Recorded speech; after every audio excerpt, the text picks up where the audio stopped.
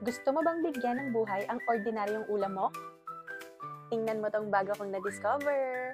So, heto na nga ang sikreto sa masarap na ulam, ang Tabasco. Dati akala ko yung Tabasco pampaanghang lang. Pero ang dami din palang variants nito. Itong ang ginamit ko, yung garlic pepper sauce nila. Perfect na perfect sa niluluto kong pork belly adobo. Kahit few drops lang yung ilagay, ang lakas maka-enhance ng lasa. Lumalabas yung alat, asim at linamnam ng ulam. Hindi ako mahilig sa maanghang ha, pero nagustuhan ko to. Alam mo yung sakto lang yung kick, hindi siya overpowering. Yan yung masarap sa adobo yung nagmamantika. Naku, mapaparami na naman ako ng kanin yan. Kung garlic lover ka katulad ko, naku, magugustuhan mo to. Talaga namang na-enhance yung garlic flavor niya.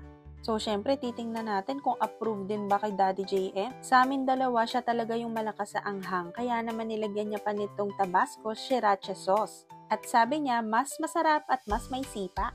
Ayan, nagluto pa nga kami ng lumpiang Shanghai at ginataang gulay. Dito, ang ginamit na namin ay ang original Tabasco sauce.